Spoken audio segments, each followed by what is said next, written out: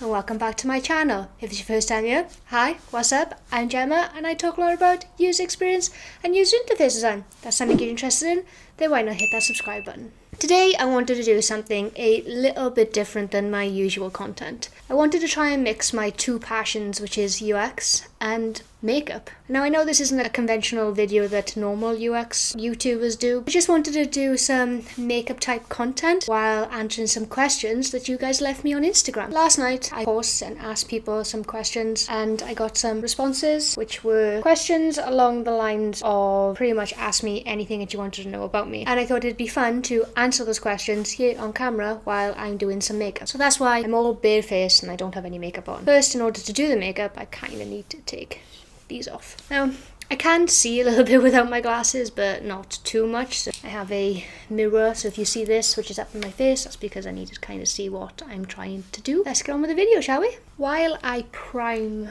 my face, let's have a look at the first question. So the first question is there a faster way to do UX research in order to boost the project? So this is kind of like a vague question and a little difficult to answer because it does depend on what type of research you're trying to do.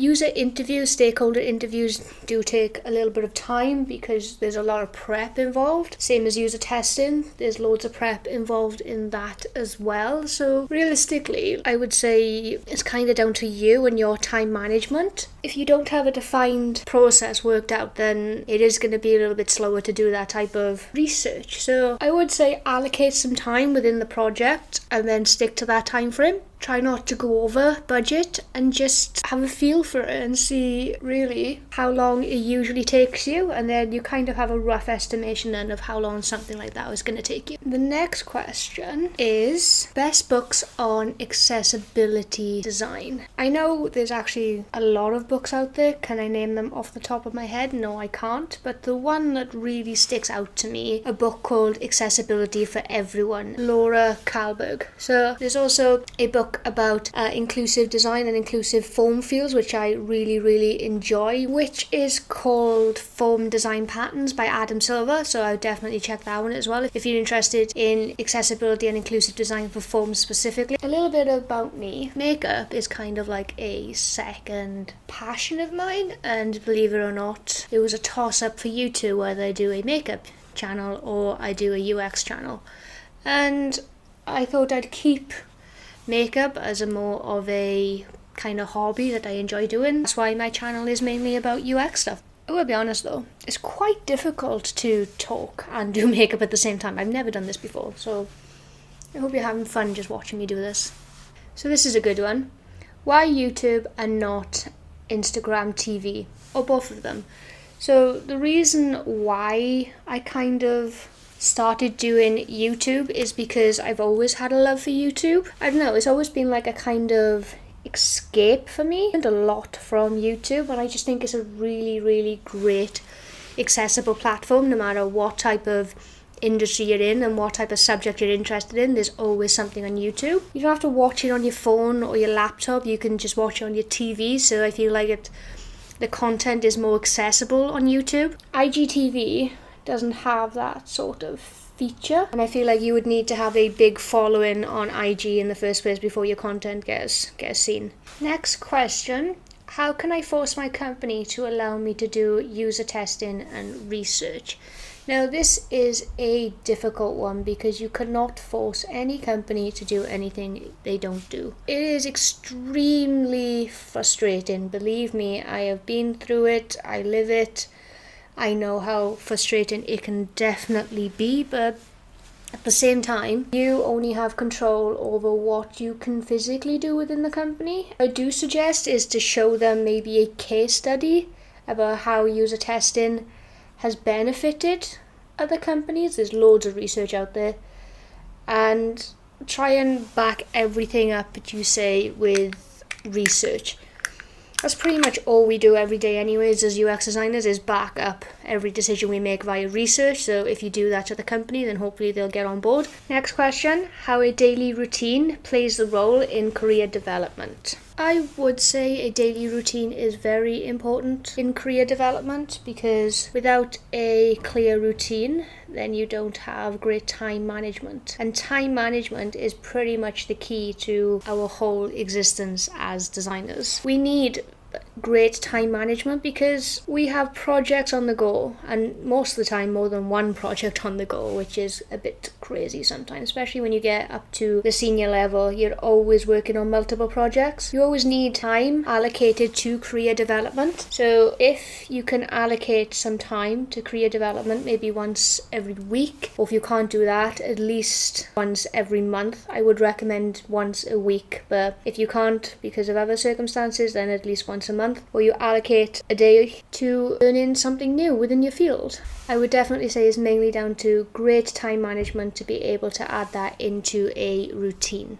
That makes any sense. Have you ever used some brief generator websites for your empty portfolio? Yes. So I've done a post about this recently on Instagram where I talk about brief generator sites to add stuff into your portfolio. These are great to use because it will give you a problem to solve. You can talk about your research and your findings out, and then show your actual design at the end of it. And then you'll be able to create a case study out of that. But just make sure you caveat that with that this is just a concept, because you don't actually have a live website or a live product to show at the end of it. But you can definitely use the brief generator site to give you an idea to work on. Then you can do some user testing on what you come up with, so you can easily sit down with friends and family and test a prototype with them to see if the solution that you've come up with actually works for the fake project. So another question is, how do you do your wireframes? In my full-time job, I use Sketch, and in my personal time, I use Figma. And I kind of do my wireframes. I made a design system with key components, just the basic stuff that you can use, which is like form fields, buttons, navigation structures, pagination, all type of components like that, which allows me to do my wireframes a little bit quicker than usual because I don't have to recreate these assets all the time. So that's pretty much my process on doing wireframes. I have a predefined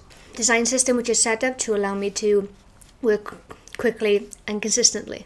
So this is a good question. Did you always want to do UX, or did you start your web career somewhere else and moved into UX? So the answer to this is no. I did not start off as a UX designer.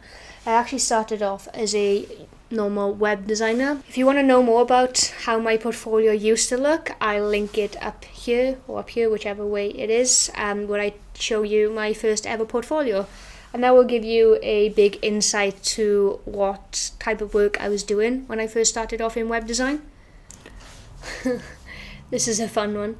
What's your favourite shit designers say phrase that you actually use? The one thing that I always say is speak to your users, because I know this doesn't exist a lot within companies who are not really UX driven.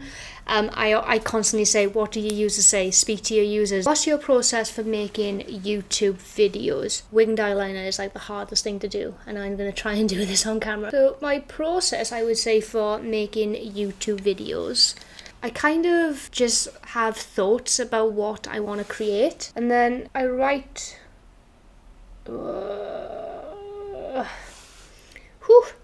Then I tend to write that idea down. Then I would try and write a script so I know what I want to talk about or how I want to talk about things. And then I just go ahead and just sit down at the camera and start to record it. I try not to put too much emphasis into my videos or too much planning, mainly because that I know that it's never going to be perfect. There's always going to be someone else's video which is way better than mine. Not so much be original, because I don't think anyone on YouTube are original. Like, for instance, I'm currently doing a Get Ready With Me talking about UX. I'm kind of just mixing in what I like to see on YouTube and also my passions as well. It's mainly a passion of mine. I genuinely like making videos, so it's not something that I feel like I have to do or I have to put out into the world.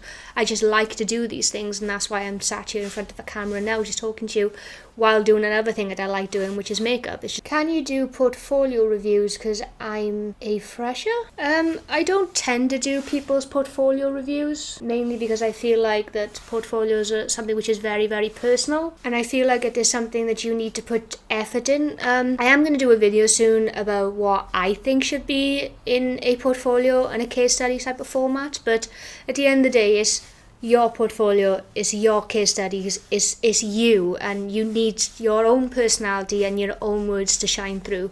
They're looking equal.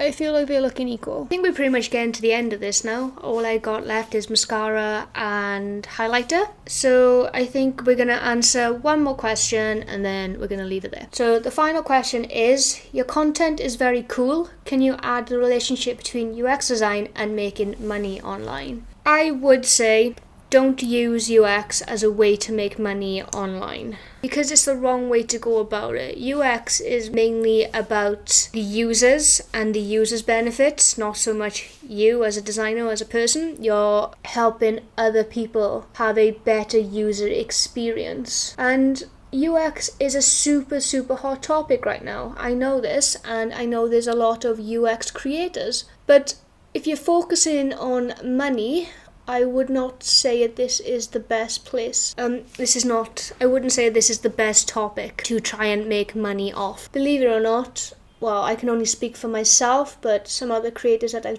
spoken to, we don't actually make money off the content that we make. I'm currently not monetized on YouTube, and I'm definitely not monetized on Instagram. But because of my love for UX and my love for knowledge sharing and just things like that in general, I just wanted a platform to share my knowledge for free. So I wouldn't say try to make a relationship between UX and making money online, because the truth is we probably don't even make any money. I know I personally don't. It's just a passion. And I think we're pretty much there. I just need to set my face. And now I can put my glasses back on. Ta-da! So yeah, I think that's the end of the video. Thank you so much if you got this far into this video. I know this isn't my type of content, and it was just something that I just wanted to do. I wanted to marry my two passions together and do some makeup and talk about UX and UI and my life in general as a UX UI designer online on YouTube. So if you like this type of content, why not like and subscribe and get notified every time I upload a new video. If you want to follow me over on Instagram, you can do so here. And until next time, bye!